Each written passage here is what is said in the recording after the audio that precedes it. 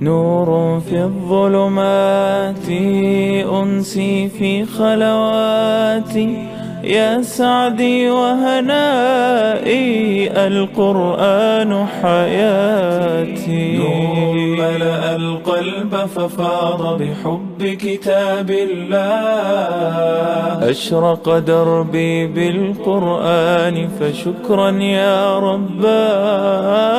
شكرا يا رباه. يمحو عتم الليل المظلم يروي ظمأ الروح يجعلنا من أهل الله يطيب به المجروح. هو نبراس حياة يرشدنا بهداه. ملأ القلب ففاض بحب كتاب الله أشرق دربي بالقرآن فشكرا يا رباه. شكرا يا رباه. يا رب فكافئ من أنشأ للتحفيظ صروح. السلام علیکم. الحمدللہ رب العالمین والصلاة والسلام علی اشرف الانبیاء والمرسلین وعلی آلہ وصحبہ ومن استنى بسنتہ الی یوم الدین. اللہم اجعلنا منہم ومن الذین آمنوا وعملوا الصالحات وتواصوا بالحق وتواصوا بالصبر. آمین یا رب العالمین. ثم اما بعد فاعوذ باللہ من الشیطان الرجیم. بسم اللہ الرحمن الرحیم. رب اشرح لی صدری ویسر لی امری واحلل عقدۃ من لسانی یفقہوا قولی. اللہم ثبتنا عند الموت بلا الہ الا اللہ. اے ہمارے اللہ ہمیں ہماری موت پر کلمہ لا الہ الا اللہ پر ثابت قدم رکھیے. آمین یا رب العالمین. آپ لوگوں کو ٹاپک معلوم ہے کیا تھا؟ یہ مجھے اپنی آواز اتنی اسٹرینجر لگ رہی ہے. آپ نے اتنی ایکو ڈالی جیسے میں نعت پڑھنے والی ہوں ابھی. ہاں اپنی زندگی کا مقصد فائنڈنگ دا پرپس اور یہ دیکھنا کہ how we can save our self from the slavery of the world. اصل میں چیز یہ تھی. دیکھیں الحمدللہ 2-3 سیشنز آپ میں سے جن لوگوں کے ساتھ ہوئے ہیں کچھ نہ کچھ کانسیپٹ آپ کے ذہن میں اب تک آ گیا ہوگا کہ کیا چیز میں آپ کے دل کے اندر ڈالنا چاہ رہی ہوں اور کیا چیز میں چاہ رہی ہوں کہ جو اندر سے آپ کو ٹریگر کرے کہ جس سے آپ قرآن کے لیے وقت نکالیں. آپ نے ہمیشہ ایک جملہ سنا ہوگا. بعض لوگ کہتے ہیں کہ دین اور دنیا کو ساتھ ساتھ لے کر چلو، ہے نا. بعض لوگ کہتے ہیں کہ دین ایک طرف رکھو دنیا ایک طرف رکھو. اور آج ہم جس ایرا میں آ گئے ہیں اس ایرا کے اندر بہت سے چیلنجز ہیں اور ان چیلنجز میں سے ایک چیلنج جو ریلیجنس کو فیس کرنا پڑ رہا ہے. میں صرف اسلام کی بات نہیں کر رہی ہوں، میں سب ریلیجنس کی بات کر رہی ہوں. جنرلی تمام ریلیجنس کو اس وقت جو چیز فیس کرنی پڑ رہی ہے وہ یہ فیس کرنی پڑ رہی ہے کہ ریلیجن کو کسی بھی ریلیجن کو آپ لے لیں، چاہے وہ بدھزم ہو، جوئش کمیونٹی کا ریلیجن ہو، کرسچینٹی ہو یا اسلام ہو، سارے ریلیجنس کے اندر یا سارے ریلیجنس کے بارے میں یہ بات پروموٹ کی جا رہی ہے ورلڈ وائڈ کہ ریلیجنس کے اندر دنیا کے پرابلمس کا سولوشن نہیں ہے. اور آپ میں سے جو لوگ بھی کرنٹ سچویشن کو دیکھتے رہتے ہیں، آپ نیوز چینلز کے ساتھ کنیکٹڈ رہتے ہیں، آپ آرٹیکلز پڑھتے رہتے ہیں اور ڈاکیومنٹریز دیکھتے رہتے ہیں، تو آپ کو اس چیز کا اچھی طرح اندازہ ہوگا کہ اوور آل دنیا کے اندر یہ کانسیپٹ فلوٹ ہو رہا ہے کہ ہماری دنیا کے سوشل ایشوز ہوں یا ہمارے پولیٹیکل ایشوز ہوں یا ہمارے فائنینشیل ایشوز ہوں، ہمارے ڈومیسٹک ایشوز ہوں یا انٹرنیشنل ایشوز ہوں، ان کا سلوشن ریلیجنس کے پاس نہیں ہے. اور اسپیسیفکلی جب اسلام کی بات آتی ہے، کیونکہ اسلام بہت پروفاؤنڈ سسٹم دیتا ہے اور اسلام صرف پروفاؤنڈ سسٹم آپ کو ریچولیسٹکلی نہیں دیتا بلکہ آپ کو آپ کے گھر کے لیول کے پر بھی بہت پروفاؤنڈ رولز دیتا ہے. آپ کو ایک اسٹیٹ کو گورن کرنے کے لیے بھی بہت ہی پریسائز آپ کو کمانڈمنٹس مل جاتے ہیں اور انٹرنیشنل ریلیشن آپ کے کیسے ہونے چاہیے اس کے لیے بھی آپ کو پراپر کمانڈمنٹس اللہ کی طرف سے ملتا ہے. تو سب سے زیادہ جو ریلیجن کے اندر کرٹیسزم فیس کرنا پڑ رہا ہے وہ اسلام کو فیس کرنا پڑ رہا ہے.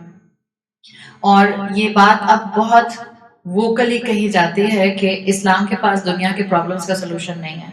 اسی لیے ہم مسلمان بھی کبھی کبھی اس شک کا شکار ہو جاتے ہیں کیا ہمیں اپنی زندگی کے ہر اینگل کو دین سے کنیکٹ کرنا.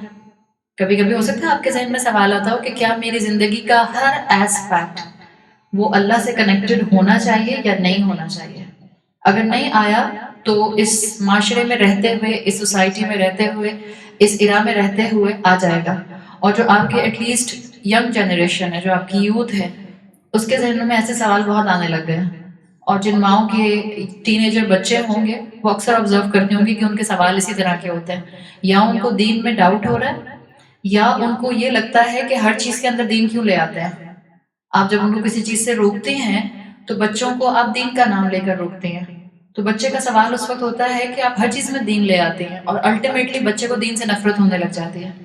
اسی لیے ہمیں یہ وائبس اپنے آس پاس ملتی ہے کہ کیوں دین کو ہر چیز کے ساتھ کنیکٹ کریں, یا میری زندگی کے ہر ایسپیکٹ میں اللہ کنیکٹڈ کیوں ہونا چاہیے. اس کو سمجھنے کے لیے سب سے پہلے تو یہ کنوکشن ضروری ہے کہ آپ کی اور میری زندگی کا کوئی بھی اینگل ایسا نہیں ہے جسے آپ اور میں اللہ کو ایک طرف کرنا ہے. کوئی ہے آپ کے ذہن میں آتا ہے؟ چاہے آپ کے جاب ریلیٹڈ ایشوز ہیں, چاہے آپ کے ایکیڈیمک ایشوز ہیں, چاہے آپ کے جو ہیں وہ فائنینشیل ایشوز ہیں, چاہے آپ کے فیملی ایشوز ہیں, یا چاہے آپ کے انٹرنیشنل ایشوز ہیں. پہلے تو اس بات کا کنوکشن ضروری ہے کہ میں ان سب میں سے کہیں سے بھی اللہ کو ڈسکنیکٹ نہیں کر سکتی. اور اگر ہم اس کو سمجھنا چاہیں کہ یہ میں کیوں کہہ رہی ہوں, تو اس کے لیے آپ کو اور مجھے تھوڑا سا ٹائم کو ریوائنڈ کرنے کی ضرورت ہے. اور ٹائم کو وہاں تک ریمائنڈ کریں جہاں سے انسانیت کی, ہیومینٹی کی بگننگ شروع ہوئی تھی. ہیومینٹی کی بگننگ کہاں سے ہے, کس سے ہے؟ ذہن میں کیا آتا ہے؟ کچھ تو آتا ہوگا. کمال, مجھے لگے آپ لوگ زندہ ہیں, سوئے میں نہیں. ہاں, ایک بگننگ انسانیت کی آدم علیہ السلام تک جاتی ہے. لیکن اگر میں آپ سے کہوں کہ آپ ہیومینٹی کی بگننگ کو اس سے بھی زیادہ ریوائنڈ کریں تو کون سی بگننگ ہے؟ نہیں, اس سے پہلے کی بات کر رہے ہیں, آدم علیہ السلام سے بھی پہلے. ایگزیکٹلی, اللہ تعالیٰ نے ہم سب انسانوں کی روحوں کو آدم علیہ السلام سے لے کر آخری انسان جو دنیا میں آئے گا اس وقت تک کہ انسان کی روحوں کو ایک ساتھ ہی بنایا تھا. روحوں میں ایج نہیں ہوتی ہے. جتنی بوڑھی روح آدم علیہ السلام کی تھی اس وقت جب وہ آئے تھے, اتنی ہی آپ کی اور میری تھی جس وقت وہ آئے تھے اور ہم اوپر تھے. ہم سب روحوں وائز ایک ہی ایج کے ہیں. آپ کے بہت سے اینسیسٹرز ایسے ہیں جن کو آپ نے نہیں دیکھا, لیکن آپ کی اور ان کی روح ایک ساتھ ہی بنی تھی. تو روحوں میں نہ کلر کمپلیکشن ہوتا ہے, نہ جو ہے وہ فزیک ہوتی ہے جیسے ہمیں یہاں پر دنیا میں رہنے کا کریز ہوتا ہے کہ میری فزیک پرفیکٹ فگر کی ہو. بعض بچیاں تو کہتے ہیں زیرو فگر بننا ہے ہم نے, اور پھر ڈائٹ کر کر کے اپنا برا حال کر لیتی ہیں. تو روحوں میں ایج فیکٹر نہیں ہے. اگر آپ ٹائم کو ریوائنڈ کریں گے وہاں تک جہاں سے ہیومینٹی کی بالکل بگننگ ہے, اور وہ بگننگ ہے جب اللہ تعالیٰ نے ساری ارواح کو, ساری سولز کو, ساری روحوں کو بنایا تھا.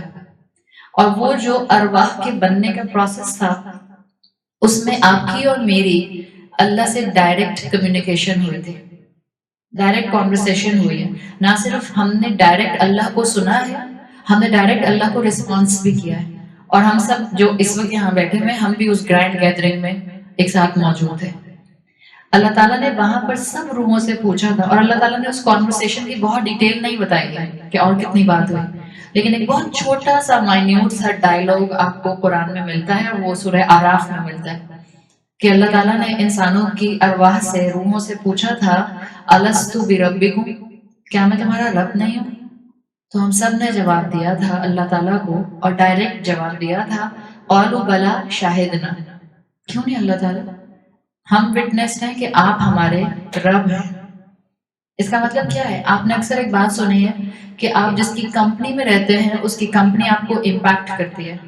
آپ بچوں سے کہتی ہیں a man knows by the company he keeps. سر ہم کہتے ہیں نا. اور آپ جس بھی کمپنی میں ہوں گے, رسول اللہ صلی اللہ علیہ وسلم کی حدیث کا مفہوم آتا ہے کہ انسان اپنے دوست کی ہی کمپنی کے مطابق مولڈ ہوتا ہے. انسان اپنے دوست کی نیچر پر ہوتا ہے, یعنی کمپنی اس کو افیکٹ کر رہی ہوتی ہے, امپیکٹ کر رہی ہوتی ہے. تو آپ اور میں اس سے پہلے کہ کسی بھی کمپنی میں آتے, روح کے طور پر آپ کی اور میری پہلی کمپنی اللہ کے ساتھ تھی. اور اللہ سے بڑھ کر امپیکٹ، اچھا امپیکٹ کس کے اوپر آ سکتا ہے؟ اسی لیے آپ قرآن میں پڑھتی ہیں کہ اللہ نے جو آپ کے اور میرے اندر فطرت بنائی، جس کو آپ کہتے ہیں ہیومن نیچر. بائی نیچر انسان غلط کو غلط سمجھتا ہے، بائی نیچر انسان سچ کو پسند کرتا ہے، بائی نیچر انسان جھوٹ سے نفرت کرتا ہے. It's a fact. چاہے آپ کے پاس دین کا علم زیرو ہو، لیکن آپ پہچان سکتی ہیں کہ دھوکہ دینا اچھی بات نہیں ہے، کسی کا حق مارنا اچھی بات نہیں ہے، ابیوسو لینگویج استعمال کرنا اچھی بات نہیں ہے. یہ کیا ہے؟ کسی نے قرآن نہیں سنا، کسی کو اسلام کی تعلیمات کا علم نہیں ہے، لیکن پھر بھی وہ ان چیزوں کو گیج کر سکتا ہے. اس کا مطلب ہے یہ اس کی ہیومن نیچر ہے. اس لیے قرآن کہتا ہے فطرت اللہ علیہ، جس کے اوپر اللہ نے انسانوں کی فطرت کو بنایا. انسان کی فطرت کے اندر اللہ کی ایکنالجمنٹ موجود ہے. اگر ہم اس چیز کو سمجھیں گے تو ہمیں یہ بات پتہ چلے گی کہ ہمارے اندر اللہ کی معرفت، اللہ کی ایکنالجمنٹ تو آلریڈی ہے. تو میں اللہ سے اپنے آپ کو کسی بھی موقع پہ ڈسکنیکٹ نہیں کر سکتی ہوں. اگر میں نے ڈسکنیکٹ کیا تو اس کا مطلب ہے کہ میں اپنی زندگی کے ایسنس کو، پرپس کو بھول رہی ہوں. اور اللہ تعالیٰ نے یہ آپ کی اور میرے اندر جو فطرت رکھی ہے، یہ بتاتی ہے کہ ایک رب ہے. رب سے تو ہم واقف ہیں نا. ہمارا تو پہلا انٹروڈکشن جو قرآن میں ہوتا ہے، آپ قرآن کھولتی ہیں، مصحف کھولتی ہیں، پہلی سورت آتی ہے سورہ فاتحہ. ہر نماز میں ہم پڑھتے ہیں اور ہم پہلی آیت پڑھتے ہیں الحمدللہ رب العالمین. ہم رب مانتے ہیں اللہ کو. تو اللہ کا رب ہونا یہ بتاتا ہے کہ میری زندگی کا ہر اینگل اللہ سے کنیکٹڈ ہے. اور یہ بھی کس طرح سے پتہ چلتا ہے؟ مثال کے طور پر یہی چیز کہ اللہ میرا رب ہے، اس کا مطلب ہے مجھے ہر وقت اللہ کی عبادت کرنی ہے. آپ سورہ فاتحہ میں ایک جملہ بولتی ہیں ایاک نعبد و ایاک نستعین. ہم صرف اللہ کی عبادت کرتے ہیں اور صرف اسی سے ہم ہر طرح کی مدد مانگتے ہیں. آپ یہی کہتی ہیں. جب اللہ رب ہے، رب کا ایک بہت ہی انکمپلیٹ سا ٹرانسلیشن ہوتا ہے انگریزی میں لارڈ. اردو میں تو رب کو رب ہی کہتے ہیں، لیکن آپ انگریزی میں اس کا اگر آپ اولڈ انگلش میں دیکھیں تو لارڈ بنتا ہے، اگر آپ آج کل کی زبان میں دیکھیں تو ماسٹر بنتا ہے. تو رب کے ساتھ جو کنیکشن آپ کا اور میرا ہے وہ ہے مالک اور غلام والا، سلیو والا. جب اللہ رب ہے تو میں اللہ کی غلام ہوں، میں اللہ کے احکامات کے تابع ہوں، اس کے انڈر ہوں، مجھے اس کی بات ماننی ہے. اللہ تعالیٰ نے انسانوں کو بنانے کا مقصد دے دیا ہے. پہلی بات تو یہ کنوکشن ضروری ہے کہ میری زندگی کا ہر اینگل، ہر ڈیسیژن، ہر چوائس، ہر ڈیزائر اللہ سے کنیکٹڈ ہونی چاہیے. اگر یہ سمجھ آ جائے گا تو آپ کے ذہن میں یہ سوال نہیں آئے گا کہ اللہ تعالیٰ نے مجھے کیوں پیدا کیا ہے. اگر میں آپ سے سوال کروں کہ آپ کی زندگی کا مقصد کیا ہے، آپ ذرا مختلف ایج بریکٹ سے لوگوں کے زندگی کے مختلف ایم پوچھنا شروع کریں. 2 سال کے بچے کا ایم کیا ہوتا ہے؟ اس کو اپنی پسند کی ٹوائے کار مل جائے. ایک 10 سال کے بچے کا ایم کیا ہوتا ہے؟ کہ اس کو اپنی مرضی کا ایکس باکس مل جائے. ایک 15 سال کے بچے کی چوائس کیا ہوتی ہے؟ کہ لیٹسٹ آئی فون مجھے مل جائے. اور پھر اس کے بعد آپ بڑھاتے جائیں تو ہماری یہ ڈفرینٹ ٹارگیٹ وقت کے ساتھ ساتھ ڈفر کرتے جاتے ہیں. لیکن کوئی تو ہمارا ایک الٹیمیٹ ٹارگیٹ ہوگا نا، کوئی الٹیمیٹ پرپس ہوگا. وہ کیا ہے؟ جیسے اگر میں آپ سے پوچھوں، آپ جب اپنا کسی کو انٹروڈکشن کراتے ہیں، تو آپ اپنا انٹروڈکشن جب کرا رہی ہوتی ہیں تو ہم اپنے یہ جو کورنگز ہیں، جو ہماری مٹیریلسٹک کورنگز ہیں، ہم اسی کو ذہن میں رکھ کے اپنے انٹروڈکشنز کروا رہے ہوتے ہیں. مثال کے طور پر میں یہ اپنے آپ کو بار بار یاد دلاؤں کہ میں عائشہ بعد میں ہوں، میں بیٹی، بیوی، ماں، بہن بعد میں ہوں، پہلے میں اللہ کی بندی ہوں. یہ مجھے کتنا یاد رہتا ہے. ہم اپنے ڈگریز کے حوالے سے اپنے انٹروڈکشنز کرواتے ہیں، ہم اپنے کالجز کے حوالے سے اپنے انٹروڈکشنز کراتے ہیں، ہم اپنی یونیورسٹیز کے حوالے سے اپنے انٹروڈکشنز کرواتے ہیں. لیکن ہم سب سے بڑا انٹروڈکشن کرواتے ہوئے اب بہرحال اسلاموفوبیا کی وجہ سے اور زیادہ گھبرانے بھی لگ گئے ہیں. جو لوگ ویسٹرن کنٹریز میں رہتے ہیں اور خاص طور پہ یورپ ہو یا اسٹیٹس ہو، ان کو بعض اوقات اپنی مسلمان آئیڈینٹی ظاہر کرتے ہوئے بہت خوف آ رہا ہوتا ہے، ڈپینڈ اپون وہ کن حالات کے اندر. تو اللہ کا بندہ ہونا ہمیں سب سے زیادہ جو ہے وہ لیسٹ پرائرٹی کی چیز لگ رہی ہوتی ہے کہ شاید یہ کوئی اتنی اہم چیز نہیں ہے، باقی انٹروڈکشن میرے اہم ہے. اللہ تعالیٰ نے آپ کو اور مجھے ہماری زندگی کا مقصد قرآن میں دے دیا ہے، اور ایک آیت کافی ہے آپ کے اور میرے لیے اپنی زندگی کے مقصد کو ڈیفائن کرنے کے لیے. سورۃ الذاریات کے اندر آیت نمبر 56 میں اللہ تعالیٰ نے فرمایا وَمَا خَلَقْتُ الْجِنَّ وَالْإِنسَ إِلَّا لِيَعْبُدُونِ، میں نے نہیں پیدا کیا انسانوں کو اور جنوں کو مگر صرف ایک مقصد کے لیے، لِيَعْبُدُونِ، کہ وہ میری عبادت کریں۔ اس سے پہلے کہ میں اس جملے کی کنسٹرکشن پر بات کروں یا اس جملے کے جو گرامیٹیکل اس کا اسٹرکچر بنتا ہے اس پر بات کروں، میں آپ کو ایک عام سی بات بتاتی ہوں تاکہ آپ کو اس چیز کو سمجھنے میں آسانی ہو جو میں بتانا چاہ رہی ہوں۔ اگر میں آپ سے ایک جملہ بولتی ہوں کہ میں یہاں آپ سب سے ملنے آئی ہوں، صحیح، تو ہو سکتا ہے میرے اس جملے کے پیچھے اور بھی ریزنز ہوں میرے یہاں آنے کے۔ ایک جملہ میں یہ آپ سے کہہ سکتی ہوں کہ میں یہاں آپ سے ملنے آئی ہوں، یہ بھی چیز ہے، لیکن اس میں اتنی گنجائش ہے کہ ہو سکتا ہے میں یہاں بہت سعدیہ کی محبت میں آئی ہوں، اس میں یہ بھی گنجائش ہے کہ میں یہاں صرف اللہ کی بات کنوے کرنے کے لیے آئی ہوں، اس میں یہ بھی ہو سکتا ہے کہ میں صرف یہ چاہ رہی ہوں کہ اللہ تعالیٰ جو ہے وہ آپ سب کا دل کھول دیں۔ تو جب میں جملہ ایسے بولتی ہوں کہ میں یہاں آپ سب سے ملنے آئی ہوں، اس کے اندر اتنی گنجائش ہوتی ہے کہ اور بھی ساتھ میں پرپس ہو سکتا ہے۔ لیکن اگر میں جملہ بولوں میں یہاں کسی اور مقصد کے لیے نہیں آئی سوائے اس کے کہ میں یہاں اللہ کی بات بتانے آئی ہوں، تو کوئی اور چیز اس سے زیادہ پرائرٹی کی ہو سکتی ہے؟ ہم خود سمجھ سکتے ہیں، آرام سے یہ بات ہمیں ہضم ہو رہی ہے۔ اللہ تعالیٰ نے سورہ ذاریات کی آیت نمبر 56 میں یہ نہیں کہا کہ میں نے جنوں اور انسانوں کو عبادت کے لیے پیدا کیا، اللہ نے کہا میں نے پیدا ہی نہیں کیا اور کسی کام کے لیے۔ وَمَا خَلَقْتُ الْجِنَّ، ماں نگیشن لے کر آ رہا ہے۔ آپ جب کلمہ پڑھتے ہیں آپ کہتے ہیں کلمہ شہادت لا الہ، آپ نگیشن سے بات شروع کرتے ہیں، آپ کہتے ہیں دیر از نو گاڈ، اور جب آپ اس کو جو اس کی عربک کے اندر ایمفسس ہے اس کو ظاہر کرتے ہیں، آپ کہتے ہیں کوئی الہ ہو ہی نہیں سکتا الا اللہ، سوائے اللہ کے۔ یہی والا امپریشن آپ کو اس سورۃ الذاریات کی آیت میں ملتا ہے۔ اللہ نے کہا ہے کہ میں نے کسی اور مقصد سے پیدا ہی نہیں کیا، دس از دا الٹیمیٹ پرپس، اور وہ الٹیمیٹ پرپس کیا ہے؟ لیعبدونی۔ یہ جو اللہ آیا ہے الا لیعبدونی، اللہ ایکسیپشن کر رہا ہے، اللہ بتا رہا ہے کہ اور کوئی مقصد نہیں ہے آپ کی اور میری زندگی کا سوائے اس کے کہ ہم اپنی زندگی کو عبادت بنا لیں، دیٹس اٹ، اتنی سی بات ہے۔ تو کیا سارا ٹائم جائے نماز پر بیٹھے رہیں؟ کیسے عبادت بنے گی؟ اور عبادت سے یاد رکھیں، عبادت کا مطلب کیا ہے؟ عبادت کا مطلب ہے کہ اللہ میرا رب ہے اور میں اللہ کی غلام ہوں، میں عبد ہوں۔ عبد کہتے ہیں نا عربی زبان میں، اللہ رب اور میں عبد۔ عبد کا ٹرانسلیشن ہوتا ہے غلام، سلیو۔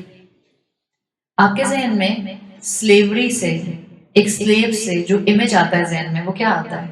جس دنیا میں ہم رہتے ہیں اور ہم اتنی اپنی ہسٹری کو جانتے ہیں جو انسانیت کی ہسٹری ہے، اس پوائنٹ آف ویو سے جو آپ کے اور میرے ذہن میں ایک سلیو کی کونوٹیشن آتی ہے وہ آتی ہے کوئی کیپٹو، جنگی قیدی، یا کوئی ایسا انسان جو ذہن میں امیج آتا ہے سلیوری سے جو چینز کے اندر ٹائی ہوا ہے، یہی آتا ہے نا۔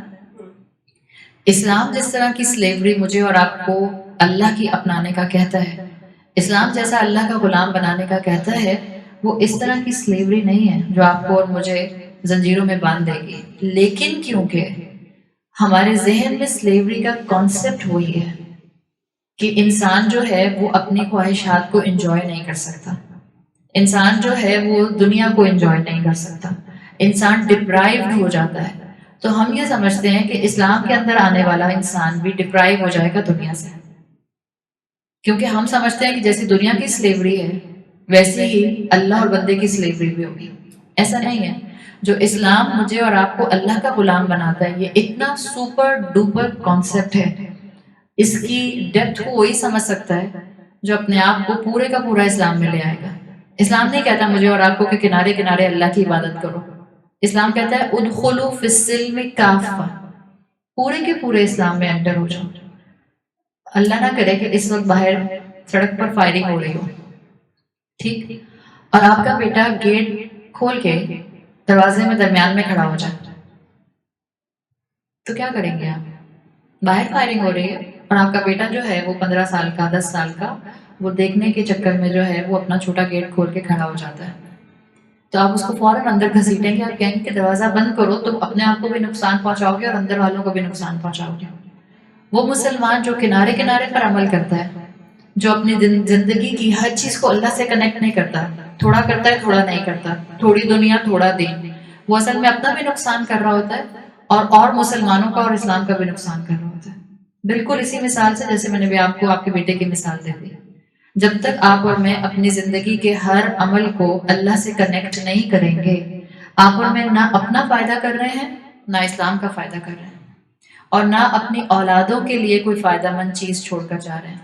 اس لیے کہ یہ آدھا پونا دین ان کو کنفیوز کرے گا، یہ آدھا پونا دین ان کو اسلام کی وہ اصل ریفلیکشن نہیں دکھا سکے گا جو اللہ چاہتا ہے کہ وہ آپ کے ذریعے ان کو نظر آئے. اسلام کا کانسیپٹ جو اللہ کی غلامی والا ہے وہ اصل میں ایسا ہے جو آپ کو ہر طرح کی غلامی سے آزاد کر دیتا ہے. جب صحابہ کسی نئی جگہ کو، کسی نئے علاقے کو کانکر کیا کرتے تھے تو وہ وہاں جا کر یہی کہا کرتے تھے لوگوں سے کہ ہم یہاں پر آئے ہیں to free you from the slavery of the world and to make you the slave of the Lord of the world. ہم یہاں آئے ہیں تمہیں دنیا کی غلامی سے آزاد کرنے کے لیے اور اس کا غلام بنانے کے لیے جو اصل میں کائنات کا رب ہے. اگر ہم یہ سمجھ جائیں گے تو ہمیں پتہ چلے گا کہ ہم پھر کسی اور کے ڈکٹیشن پر نہیں چلیں گے، ہم صرف اور صرف اللہ کی ڈکٹیشن پر چلیں گے. آپ دیکھیں کہ ہم دنیا میں کبھی بھی نہیں کہتے اپنی زبان سے، ہم نے پچھلی دفعہ بھی یہ بات کی تھی، ہم زبان سے کبھی نہیں کہتے کہ ہمارا جو الہ ہے وہ مال ہے یا ہم اللہ کو رب نہیں مانتے، ہم زبان سے کبھی نہیں کہتے ہیں. لیکن کہیں پر ہم مال کے غلام ہوتے ہیں اور کہیں پر ہم اولادوں کے غلام ہوتے ہیں اور کہیں پر جو ہے ہم فیشن کے غلام ہوتے ہیں. ایسا ہوتا ہے کہ نہیں ہوتا؟ اور بہت سمپل سینٹینس بچپن سے ہم نے اپنے بچوں کو کہا اگر تو ہم نے بہت ہی خطرناک کام کیا. آپ لوگوں کے بھی غلام ہوتے ہیں. جب آپ اپنے بچوں سے یہ کہتے ہیں what people gonna say، لوگ کیا کہیں گے، کس کا غلام بنا رہی ہیں آپ ان کو؟ کہنے کو تو بہت ہی بنائن سا جملہ لگتا ہے اور ہو سکتا ہے آپ میں سے کوئی کہے کہ کیا آپ بال کی کھال نکال رہی ہیں، بٹ ایکچولی اس کے اندر بڑی ڈیپتھ موجود ہے. بچپن سے آپ اپنے بچوں کے اندر یہ بات انکلکیٹ کر رہے ہیں کہ بیٹا تمہیں سوسائٹی سٹینڈرڈ کو فالو کرنا ہے. اللہ تو ایک طرف کر دو، اللہ کیا کہتا ہے، دین کیا کہتا ہے، شریعت کیا کہتی ہے، کیپ اٹ اسائڈ. ہم کہتے ہیں لوگ کیا کہیں گے. یہ لوگ کیا کہیں گے اسٹیٹمنٹ جو ہے اصل میں یہ ڈیفائن کر رہا ہے کہ میں رب کی غلام نہیں ہوں، میں لوگوں کی غلام ہوں. معاشرہ ڈکٹیٹ کر رہا ہے ہمیں، سوسائٹی ڈکٹیٹ کر رہی ہے. اور جب آپ اپنے بچوں کے اندر یہ چیز ڈالتے ہیں تو بچے شروع سے بچپن سے پیپل کانشیس بن جاتا ہے. اسی لیے ہماری آدھی سے زیادہ قوم، آدھی سے زیادہ بھی نہیں بلکہ آلموسٹ 90% قوم، اور خاص طور پہ یوتھ، لڑکے ہوں یا لڑکیاں ہوں، اپنے لیے اتنا لک کانشیس ہوتا ہے. لک کانشیس کیوں ہے؟ ہر ایک کو گورا ہونے کا شوق کیوں شوق آ گیا گورا ہونے کا؟ اور پھر اس کے بعد مارکیٹنگ کر کر کے خوب کمپنیز کما رہی ہیں، ہر اوٹ پٹانگ قسم کی کریم اور انجیکشن اور ٹیبلٹس کھا کے جو ہیں وہ لوگ اپنا حال برا کرتے ہیں. یہ سب کیا ہے؟ یہ سب اس لیے ہے کہ سب کو گوری لڑکیاں اچھی لگتی ہیں. اب تو جو ساملے لڑکے ہوتے ہیں وہ بھی زیادہ ہینڈسم نہیں لگتے، ورنہ ایک زمانے میں تو جو سلوگن ہوتا تھا لڑکیوں کا ٹال، ڈارک اینڈ ہینڈسم، یہ کرائٹیریا تھا ایک اچھے اٹریکٹیو انسان کا مردوں میں. اب تو وہ بھی ٹرینڈ چینج ہو رہا ہے اس لیے کہ ماڈل سارے کے سارے آپ کو جو ہے وہ فیئر کمپلیکشن والے نظر آتے ہیں. یہ سب کیوں ہے؟ یہ سب یہی ہے، لوگ کیا کہیں گے. ہم چاہتے ہوئے اور نہ چاہتے ہوئے بھی لوگوں کے غلام بن رہے ہوتے ہیں. اور یہ اس لیے ہوتا ہے کہ ہم نے اپنی زندگی کے ہر اینگل کو اللہ سے نہیں جوڑا ہے. ہمارے اندر کمی موجود ہے، ہم آگے نہیں بڑھ پا رہے ہیں، ہم اسلام کو سمجھنے کے لیے اپنی زندگیوں میں وقت نہیں نکال رہے ہیں. دس از آر بیسک پرابلم. آپ دیکھیں ہمیں جو ڈفرینٹ ایڈورٹیزمنٹ آتے ہیں، جو نائکی ہے، خیر نائکی کا مجھے اتنا اور نہیں لگتا. نائکی کا ٹیگ لائن کیا ہے؟ Just do it. یہی ہے نا. اسپرائٹ کا ایک مرتبہ ٹیگ لائن جو ان کا سلوگن آیا تھا وہ یہ آیا تھا، اوبے یور تھرسٹ. آپ کبھی اس طرح کے سلوگنس کا ڈائسیکشن کریں اور آپ سوچیں اس کا مطلب کیا ہے. ایک ٹائم آیا تھا جب کوک نے اپنا سلوگن بنایا تھا، جیسے چاہو جیو. بہت کامن ہوا تھا اور بہت آپ کو آرام سے مل رہا تھا. اور کبھی ابھی بھی آپ آبزرو کر لیں، مجھے جو بھی یاد آ رہے ہیں وہ میں بول رہی ہوں. ابھی بھی شاید کچھ دن پہلے ایک کان پہ میرے کچھ پڑا تھا، کچھ میچ دیکھتے ہوئے پیپسی کا بڑا آڈ سا تھا، مگر ایگزیکٹلی اس کو اس کے الفاظ یاد نہیں آ رہے. لیکن اگر آپ ان سارے سلوگنس کو دیکھیں تو اس کے پیچھے کیا چیز نظر آئے گی آپ کو؟ وہ یہی چیز نظر آئے گی کہ if you feel something is right do it, چاہے وہ صحیح ہے یا غلط ہے۔ اوبے اور تھرسٹ کا مطلب کیا ہے؟ کہنے کو تو ہم اسپرائٹ کے ساتھ جوڑتے ہیں، لیکن ان سب چیزوں کا بہت ڈیپ ڈاؤن امپیکٹ آتا ہے۔ ہر چیز، انسان اللہ نے ایک ایسی مخلوق بنائی ہے کہ چیزوں کو صرف سپرفیشل لیول پر نہیں لیتا ہے۔ انسان ان سپرفیشل چیزوں کو ان ڈیپتھ لے جا کر اپنا مائنڈ سیٹ بنا رہا ہوتا ہے، اور یہ ہم سب کے ساتھ ہے۔ کیوں ہمیں معاشرہ انفلوئنس کرتا ہے؟ کیوں ہمیں لوگ انفلوئنس کرتے ہیں؟ کیوں ہمیں فیشن انفلوئنس کرتا ہے؟ کیوں ہمیں اچھی کمپنی اور بری کمپنی انفلوئنس کرتی ہے؟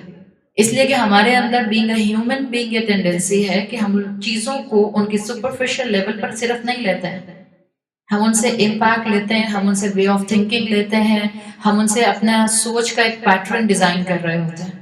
یہ سارے سلوگنز آپ کو یہی بتاتے ہیں if you feel something is right just do it, یہی سکھاتے ہیں۔ اور آپ کا لوور سیلف جو ہے، یعنی جو ڈیزائر پہ آپ کے اندر آتی ہے، اگر آپ کو ڈیزائر آ رہی ہے then you have a right to fulfil that desire. کوئی انسان ایسی زندگی گزار سکتا ہے؟ ہومو سیکشوالٹی کو فیور کرنے والے لوگ بہت بڑے بڑے آپ کو لاجکس اور جسٹیفیکیشنز دیتے ہوئے نظر آتے ہیں۔ کیا ان کے جسٹیفیکیشنز ہوتے ہیں؟ یہی ڈیزائر بیسڈ، اور کچھ بھی نہیں ہے۔ ہماری آدھی سے زیادہ زندگی ڈیزائر بیسڈ چل رہی ہے۔ ہم نے کب اس کو اللہ کے احکامات کے کرائٹیریا کے اندر رکھ کے جج کیا ہے کہ کتنا شریعت اجازت دیتی ہے میری ان ڈیزائرز کو، کتنا نہیں دیتی ہے؟ ہم ڈیزائر بیسڈ زندگی گزار رہے ہیں، تو ہم رب کے غلام کیسے ہو گئے؟ اللہ تعالیٰ نے قرآن میں کہا ہے، جس کا آیت کا مفہوم آتا ہے کہ کیا تم نے ایسے حال انسان کا حال دیکھا ہے جس نے اپنی ہوا کو، اپنی خواہش کو، اپنی ڈیزائر کو اپنا الہ بنا لیا، اور وہ ہوا کی طرح یہاں سے وہاں جو ہے وہ فلوٹ کرتا پھرتا ہے، اس لیے کہ اس کی کوئی فرم فاؤنڈیشن نہیں ہے۔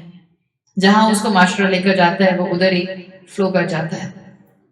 گو ود اے فلو والا ایگزامپل آپ کو نظر آتا ہے۔ فیشن کے بارے میں بھی آپ دیکھ لیں، آپ میں سے جتنی بھی خواتین یہاں بیٹھی ہیں اور جو بچیاں بھی بیٹھی ہیں، آپ ذرا سوچیں آج سے 40 سال پہلے، چلیں 40 سال تو میں بہت بڑی ایج بتا رہی ہوں، آج سے 20 سال پہلے امیجن کریں ذرا اپنے آپ کو بھی، اگر آپ تھیں 20 سال پہلے، اور اپنی والدہ کو، imagine your mother of shoulder shirt پہن کے پھر رہی ہیں لان کی، کیسا لگے گا آپ کو؟ And now it's a fashion of shoulders. یہ اسلامک ریپبلک آف پاکستان ہے، میں دنیا کی بات ہی نہیں کر رہی اس وقت آف شولڈر فیشن میں ہے۔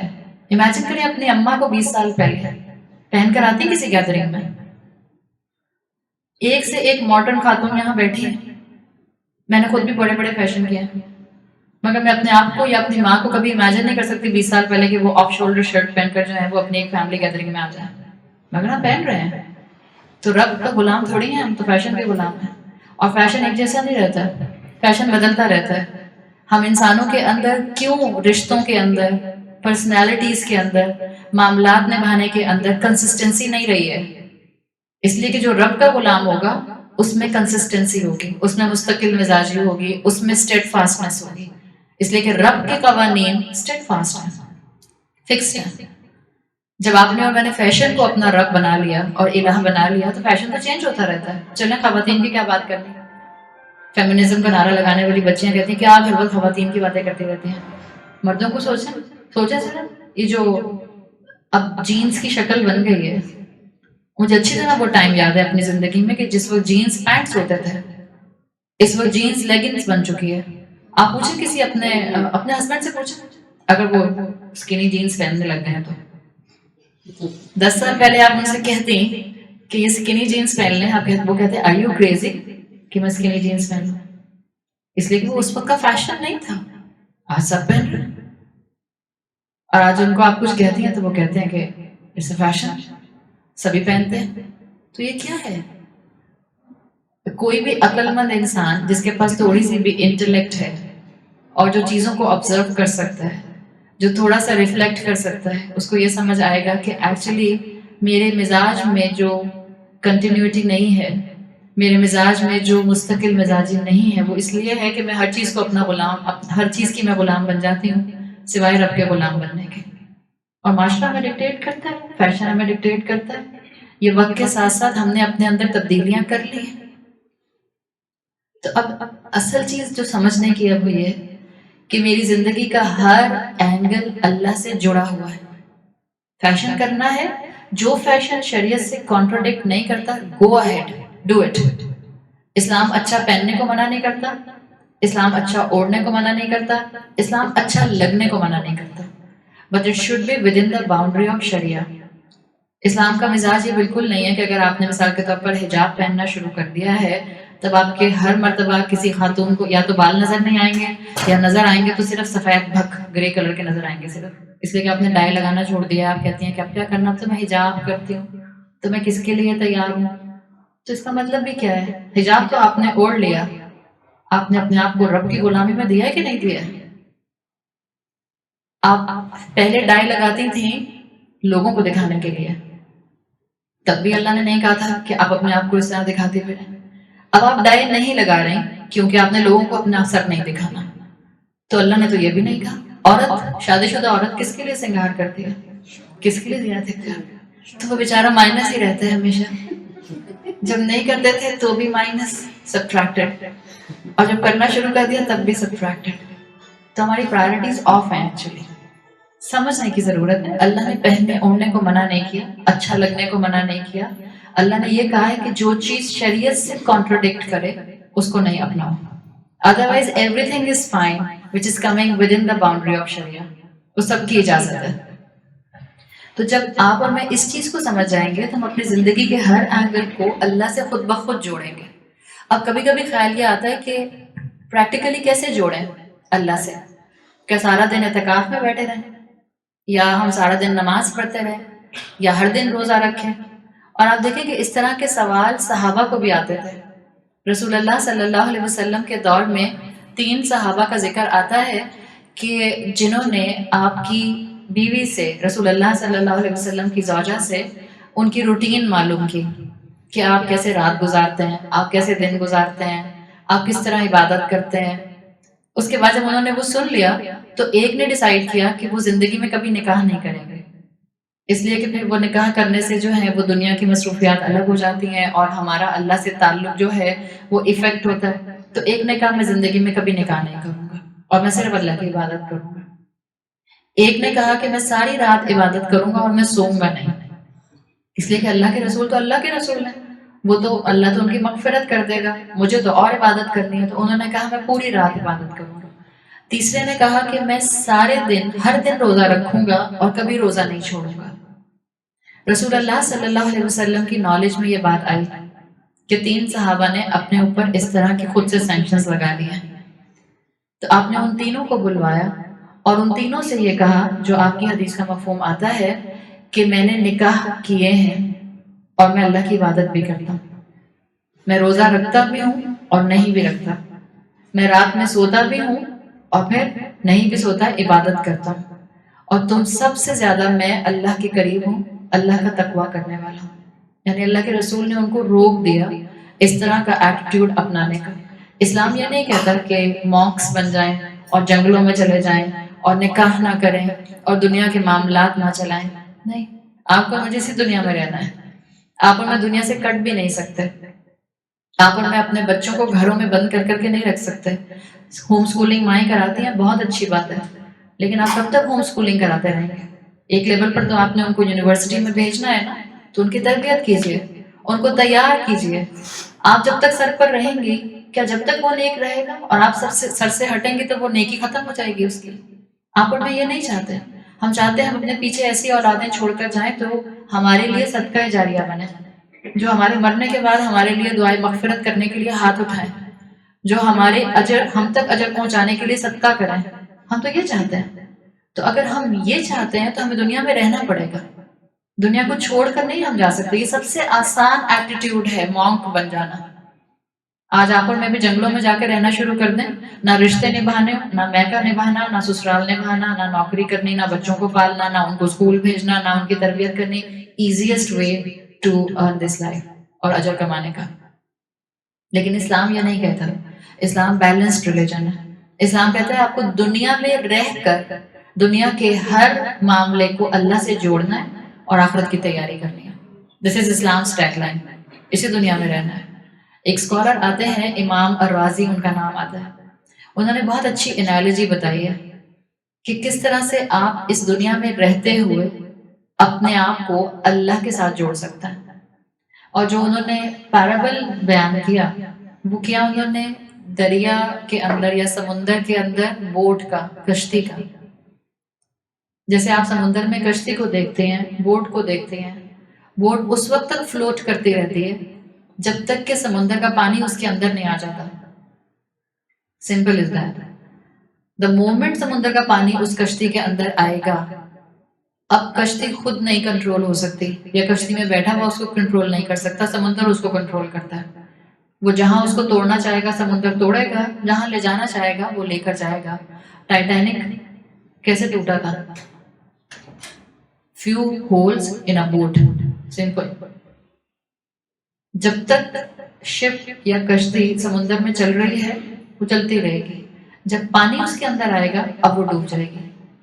اور امام راضی نے یہ پیرابل بتایا ہے کہ سمندر از لائک دنیا، آپ کی مٹیریل ورلڈ، اور کشتی is like your heart. Boat آپ کے دل کی طرح ہے. آپ کے دل کو دنیا کی محبت کے لیے ڈیزائن نہیں کیا گیا. جب تک اس دل کے اندر دنیا کی محبت نہیں آئے گی آپ کی زندگی اللہ کے ساتھ کنیکٹڈ رہے گی. اور جب میری دل کی محبتیں ساری اس مٹیریل ورلڈ کے ساتھ کنیکٹ ہو جائیں گی تو پھر یہ کشتی ڈوبے گی. اور نہ صرف ہم اپنا نقصان کریں گے، ہم اوروں کا بھی نقصان کریں گے. دس از اے سمپل فارمولا جس کو مجھے اور آپ کو کرنے کی ضرورت ہے. لیکن یہ بتائیں کہ آسان لگتا ہے یا مشکل لگتا ہے اس طرح سے زندگی گزارنا، کہ ہم دنیا میں بھی رہیں، اس سمندر کے اندر ہم سارے معاملات بھی کریں، نکاح بھی کریں، شوہروں کو بھی سنبھالیں، ماں باپ کا حق بھی ادا کرنے کی کوشش کریں، بچے بھی پالیں، ان کی تربیت کے لیے بھی کوشش کریں، ان کی گرومنگ بھی کریں، فرینڈس بھی ہوں، اٹھنا بیٹھنا بھی ہو لوگوں میں، اور پھر پارٹیز کے اندر بھی آنا جانا ہو، پھر وہاں پر ہم ہر چیز کو اللہ سے کنیکٹ بھی کریں. آسان لگتا ہے یا مشکل لگتا ہے؟ مشکل لگتا ہے. آسان تو نہیں ہے. کیا کبھی آپ بہت مشکل ہے؟ بالکل صحیح کہا، آسان نہیں ہے. It's a lifetime struggle.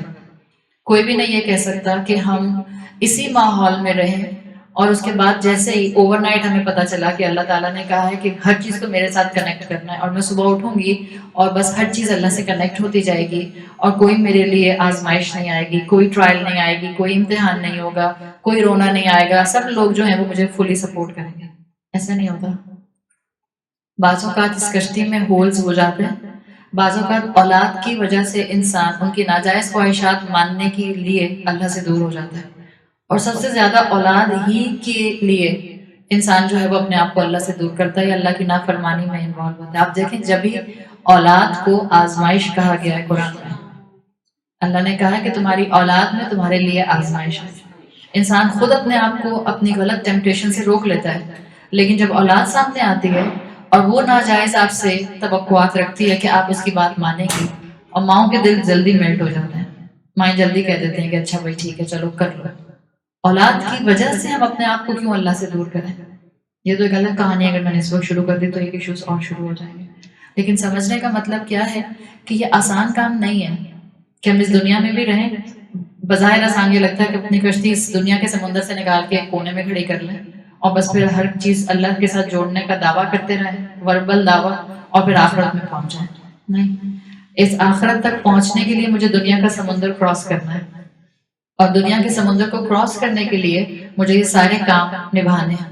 اسی میں میرے لیے آزمائش ہے. اور جب انسان اس سمندر کو کنٹرول کرتا ہے یا اس کو کراس کرتا ہے تو اس میں کئی دفعہ انسان کی بوٹ میں پانی آ جاتا ہے. کہیں بچوں کی وجہ سے، کہیں شوہر کی وجہ سے، کہیں ان لاس کی وجہ سے، کہیں میکے کی وجہ سے، کہیں فرینڈس کی وجہ سے، کچھ بھی ہو جاتا ہے. تو سمپل، کوئی بات نہیں، پانی آ جائے تو پانی باہر نکالتا ہے، پانی آ جائے تو پانی باہر نکالتا ہے. اس کا مطلب یہ تو نہیں ہے نا کہ ہم کشتی کو ڈوبنے دیں. لیکن کبھی کبھی ایسا بھی ہوتا ہے کہ کشتی میں پانی اتنا آ چکا کہ میری کشتی بالکل ڈیپتھ میں چلی گئی سمندر کی اور ڈوب گئی. And then I got the realization, اوہ مجھے تو یہ کام نہیں کرنا تھا. میں نے اپنی زندگی میں اللہ کو کہیں بہت ہی لیسٹ پرائرٹی پر رکھا ہوا تھا. اب پتہ چلا مجھے کہ اللہ کو تو مجھے بہت اچھا مقام دینا تھا، اللہ کے ساتھ تو مجھے ہر چیز جوڑنی تھی، لیکن آپ اپنے آپ کو دیکھ رہی ہیں کہ آپ کی زندگی میں بہت سی ایسی چیزیں ہیں جو اللہ کو ناراض کرنے والی ہیں، تو کیا آپ نا امید ہو جائیں؟ کیا کریں؟ اللہ تعالیٰ نے قرآن میں کہا ہے لا تقنطوا من رحمت اللہ، اللہ کی رحمت سے کبھی مایوس مت ہونا. کتنے بھی زندگی میں کبیرہ گناہ ہوں، کتنی بھی غلطیاں ہوں، کتنے میس اپ ہوں، کتنے آپ نے جو ہے وہ بلنڈرز کیے ہوئے ہوں، the moment you will get the realization آپ کو اللہ سے معافی مانگنے کی ضرورت ہے. That's it. اللہ کے پاس وہ کنٹرول ہے کہ اللہ آپ کی سب سے زیادہ ٹوٹی ہوئی کشتی کو پھر سے ٹھیک کر کے دوبارہ سے فلوٹنگ پوزیشن میں لا سکتا ہے. اللہ نے وہ جو ٹائٹینک بنانے والا تھا اس نے کہا تھا انسنکیبل شپ، اس کو پھر کیا دیکھنا پڑا ہم سب جانتے ہیں. لیکن اللہ کا بندہ اگر گناہوں کی وجہ سے اپنی کشتی کو ڈبو بھی دیتا ہے تو اللہ تعالیٰ نے اس کے لیے آپشن کھلا رکھا ہے امید کا. اللہ نے کہا ہے نا امید مت ہونا، ہوپلیس نہیں ہونا، دوبارہ سے اللہ سے اپنا کنیکشن مینٹین کرو، اس کو ریوائیو کرو اور دوبارہ سے واپس توبہ کر کے اپنی زندگی کو کامیابی کے ساتھ آخرت کی طرف چلانا شروع کر دو. ہوتا کیا ہے کہ جب ہماری کشتیاں ٹوٹتی ہیں اور جب ہماری زندگیوں میں ہم جب قرآن کی کسی ایک جگہ پر بھی جاتے ہیں، ایک سیشن اٹینڈ کرتے ہیں، تو بعض اوقات ہمیں خود اپنے آپ سے بہت نا امیدی ہونے لگتی ہے اور انسان خود ریگریٹ کا شکار ہوتا ہے کہ میں نے بہت وقت ضائع کر دیا اپنی زندگی میں بہت کچھ کر سکتی تھی میں نے نہیں کیا. یا بعض اوقات وہ مائیں جو دیکھتی ہیں کہ اب میرے بچے 20 سال کے ہو چکے، 18 سال کے ہو چکے، 17 سال کے ہو چکے، 25 سال کے ہو چکے، اور جو ٹائم تھا کہ میں ان کے دلوں کے اندر اللہ کی محبت ڈالتی وہ ٹائم ہاتھ سے نکل گیا، تو پھر کیا کریں؟ It's never too late. It's never too late. ہدایت کے لیے یاد رکھیں اٹس نیور ٹو لیٹ. آپ اپنے آپ کو جس وقت اتنا زیادہ ریگریٹ میں محسوس کریں اس وقت آپ اللہ سے کمیونیکیشن کرنا شروع کر دیں. اللہ سے بات کریں، اللہ سے کہیں اللہ میرے لیے راستے آسان کر. بہت اللہ تعالیٰ نے لوگوں کے اور بچوں کے دل بدلے. 25 سال کے بچے تھے اور بالکل آؤٹ زندگیاں گزار رہے تھے، لیکن ماں باپ کی دعائیں اور ان کی اپنی کوشش نے ان کی زندگی میں ایسا یو ٹرن کیا کہ اللہ تعالیٰ نے ان کو بالکل ہی جو تھا وہ A to Z چینج کر کے رکھ دیا. اور آپ میں سے بھی کئی ایسی مثالیں موجود ہوں گی. اگر میں اپنی بات بھی کروں تو میں کوئی شروع سے درس دینے والی خاتون تو نہیں تھی. میں نے تو کبھی سوچا بھی نہیں تھا. اگر میں اپنی زندگی میں آج سے 15 سال پہلے سوچتی ہوں یا 12 سال پہلے سوچتی ہوں تو میں تو سوچ نہیں سکتی کہ میں بیٹھ کر کہیں پہ کبھی درس دے رہی ہوتی قرآن کا. I can't even imagine. میرے ماں باپ کی دعائیں تھیں کہ اللہ تعالیٰ نے جو تھا وہ کسی دعا کی وجہ سے جو تھا میرے لیے وہ ذریعہ بنایا اور اس کے بعد چیزیں خود بخود اپرچونیٹیز میرے سامنے آتی چلی گئیں. تو اللہ بیٹھا ہے نا، اللہ کے لیے آتا ہے کہ اللہ کی 2 انگلیوں کے درمیان میں تمام انسانوں کے دل ہیں. اللہ کس وقت اس کا دل کھول دے یو نیور نو.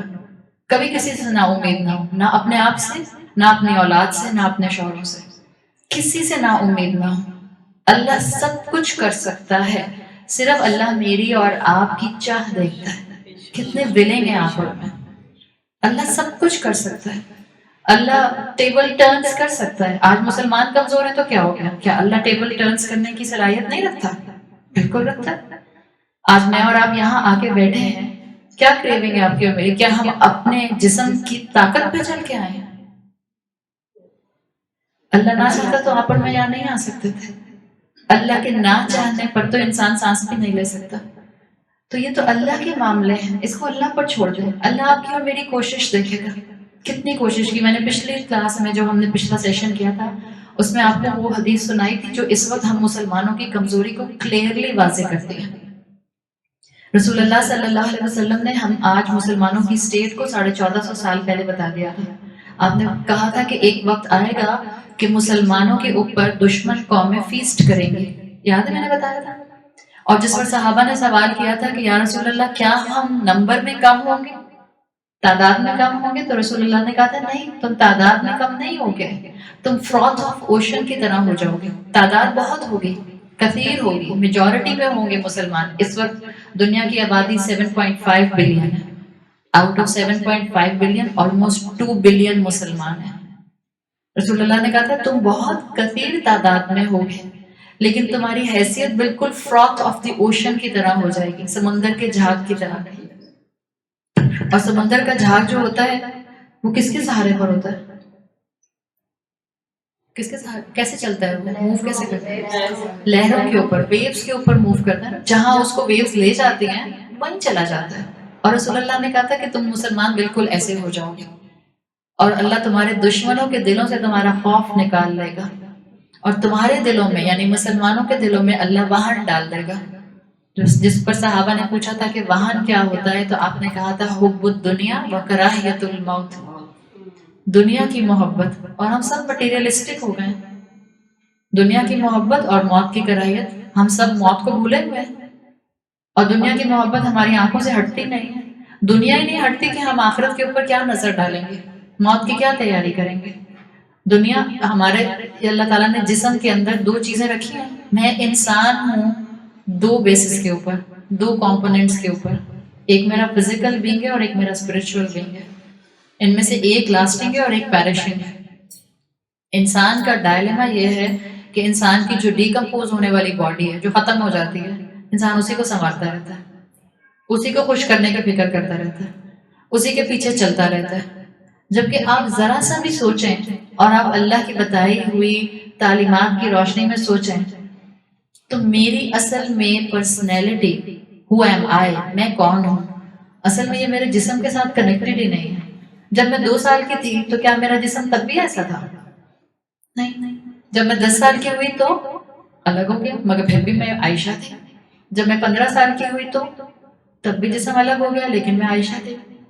اور جب میں 30 سال کی ہو گئی تو تب جسم اور الگ ہو گیا لیکن میں عائشہ تھی. اور جب میں 80 سال کی ہو جاؤں گی تو جسم تو الگ ہو جائے گا، رہوں گی تو میں عائشہ. جسم تو چینج ہوتا رہتا ہے، ڈفر کرتا رہتا ہے عمر کے ساتھ ساتھ. ایک چیز جو نہیں بدلتی وہ میرا اسپرچل بینگ ہے، وہ انچینجڈ رہتا ہے، وہ ویسے ہی رہتا ہے. ہم دنیا کے لوگوں کے ستانے پہ روتے ہیں، کھانا، بھوک، پیاس، لوگوں کی باتیں ہرٹ کرتی ہیں اور ہم سے دنیا چھینتی ہے. کوئی ہم سے دنیا چھین کے لے جاتا ہے، کوئی آپ خدا نہ خواستہ جو ہے کوئی آپ سے چوری کر لیتا ہے، کوئی چیز آپ سے سنیچ کر لیتا ہے، کوئی آپ کی گاڑی چوری کر لیتا ہے، کوئی آپ کی کسی پراپرٹی پہ قبضہ کر لیتا ہے. تو کتنا رونا آتا ہے ہمیں. دنیا چھیننے پر ہم کتنا روتے ہیں. اس دنیا کے جسم کو رلانے کے لیے تو بہت فیکٹر ہے، روح کو رلانے کا ایک ہی فیکٹر ہے. روح صرف ایک ہی وجہ سے روتی ہے اور اسی وجہ سے روح بیمار ہوتی ہے، اسی وجہ سے وہ بیمار ہوتے ہوتے پیرالائزڈ ہو جاتی ہے اور اسی وجہ سے وہ پیرالائزڈ ہو کے مر بھی جاتی ہے. اس کے اوپر کیا رونا جو اس وقت مثال کے طور پر قبر میں دفنا کے جس کو آپ آ گئے، اس پر کیا رو رہی ہیں؟ اگر میں چلتی پھرتی زندہ انسان ہوں اور میرے اندر میری روح مر چکی ہے تو مجھے اپنے اوپر زیادہ رونا چاہیے، اس لیے کہ میرے پاس تو ابھی زندگی ہے اور میں نے اپنے اندر اپنی اس زندگی کو مار دیا جو کہ لانگ لاسٹنگ ہے. یہ روح مارنے سے کیا مقصد ہے کہ مطلب مجھے وہ نہیں سمجھ آ رہا کہ کیونکہ اسپرٹ آپ کا لوز ہو جاتا ہے اور پھر پیرالائز ہو جاتا ہے اور ڈیتھ ہو جاتی ہے، تو وہ مطلب وہ کس ابھی بتاؤ آپ نے پچھلا سیشن اٹینڈ کیا تھا؟ اچھا، جب آپ اپنے جسم کی حفاظت اتنا کرتے ہیں تو آپ کو اپنے دل اور روح، اصل میں روح جو ہوتی ہے وہ دل کے اندر رہتی ہے. روح کے لیے آتا ہے کہ روح کا مسکن، روح کا گھر آپ کا دل ہوتا ہے. تو جب آپ روح کو ڈپرائیو کرتے ہیں، جیسے آپ جسم کو ڈپرائیو کریں گی، آپ اس کو کھانا نہیں دیں گی، آپ اس کو آکسیجن نہیں دیں گی، آپ اس کو پانی نہیں دیں گی، آپ اس کو پراپر کیئر نہیں دیں گی تو جسم آپ کا بیمار ہونے لگ جاتا ہے. اسی طرح سے روح کی بھی ریکوائرمنٹس ہیں. میں آپ کو یہ کہہ رہی تھی کہ ہمارا جسم، ہم جو جسم کی وجہ سے اپنی مٹیریلسٹک خواہشات کی وجہ سے روتے ہیں، اس کی بہت سی وجوہات ہوتی ہیں. کبھی اولاد رلاتی ہے، کبھی ماں باپ رلاتے ہیں، کبھی ساسیں رلاتی ہیں، کبھی بہویں رلاتے ہیں، کبھی شوہر رلاتے ہیں. مطلب رونے کے لیے تو ہم ہر وقت ڈرامہ کوئنز ہیں، ویسے ہی خواتین ہر وقت تیار ہونے کے لیے. فرینڈس نے رلا دیا، میری مرضی کی مجھے برتھ ڈے پارٹی تھرو نہیں کر کے دی، اماں نے نہیں کی تو اس پر رونا شروع کر دیا. تو دنیا کی وجہ سے تو ہم بہت روتے ہیں. جسم کئی وجوہات سے روتا ہے، روح ایک ہی وجہ سے روتی ہے اور وہ ایک وجہ یہ ہے کہ جب آپ اس کو اللہ سے دور کرتے ہیں. Simple is that. روح ڈپرائیو ہوتی ہے، روح بیمار ہوتی ہے، روح پیرالائزڈ ہو جاتی ہے یا روح مر جاتی ہے جب آپ اس کو اللہ کے ذکر سے ڈپرائیو کر دیتے ہیں. اس لیے کہ اللہ کی پہچان اصل میں اس روح کے اندر ہے. اس روح نے اللہ کی کمپنی انجوائے کی ہوئی ہے، اس روح نے اللہ کے ساتھ وقت گزارا ہے عالم ارواح میں. وہ جو اللہ تعالیٰ نے اوتھ لیا تھا وہ ہماری روح تھی، ہمارے جسم نہیں تھے. تو روح کا کنیکشن اللہ کے ساتھ ہے. جتنا آپ اس کو اللہ کے ذکر سے ڈپرائیو کرتے ہیں، آپ اس کو اللہ کے کلام سے ڈپرائیو کرتے ہیں، دور کرتے ہیں، اتنا یہ بیمار ہوتی چلی جاتی ہے. تو یہ فیکٹرز ہمارے ساتھ موجود ہیں. اب اگر کسی انسان کو یہ لگتا ہے قرآن کی کوئی بات سن کے، کوئی ایک آیت سن کے کہ اس کو بہت ٹچ کرتی ہے اور اس کو ریگریٹ ہوتا ہے کہ میری زندگی تو بالکل ہی اللہ کی شریعت کے مطابق الگ ڈائریکشن پر چل رہی ہے، اور مجھے تو ایسے لگ رہا ہے کہ جیسے میری کشتی ڈوبی ہوئی ہے، تو کیا کریں؟ اچھا یہ بتائیں، کسی انسان کو اپنی زندگی میں اتنے گناہ محسوس ہوں کہ اس کو لگے کہ اس کی کشتی ڈوبی ہوئی ہے، تو ایک ہستی ایسی ہے جو آپ کو امید دلاتی ہے کہ آپ اوپر آ سکتے ہیں. وہ کون ہے؟ اللہ، جو ہر لمحے آپ کو امید دلائے گا کہ آپ اوپر آ سکتے ہیں. ایک ہستی ایسی ہے جو پسند کرتی ہے کہ آپ وہیں نیچے رہیں. وہ کون ہے؟ ابلیس. شیطان کبھی نہیں چاہے گا کہ آپ وہاں سے اوپر اٹھیں. شیطان چاہے گا یو اسٹے دیئر. یاد رکھیں، گناہ کر کے زندگی میں اور اپنی کشتی میں اس گناہ کو یا دنیا کی محبت کو بھر کے ڈوب جانا اتنا خطرناک نہیں ہے جتنا خطرناک ہے when you stay there. جس وقت ریئلائزیشن ہو جائے کہ غلطی ہوئی ہے، you have to try your level best to come up. لیکن اگر آپ وہاں اسٹے کرتے ہیں when you stay there، اس سے زیادہ خطرناک کوئی چیز نہیں ہے، اس سے زیادہ نقصان دہ کوئی چیز نہیں ہے، اس سے زیادہ آخرت میں آپ کو اور مجھے بینکرپٹ کرنے والی کوئی چیز نہیں ہے. شیطان چاہتا ہے کہ آپ اور میں گناہ بھی کریں، اور شیطان یہ چاہتا ہے کہ جب گناہ کریں تو ہم اتنا نا امید ہوں، اتنا ہوپلیس ہوں کہ پھر ہم اس کشتی کو اوپر نہ اٹھا سکیں اور وہیں ڈوبے رہیں.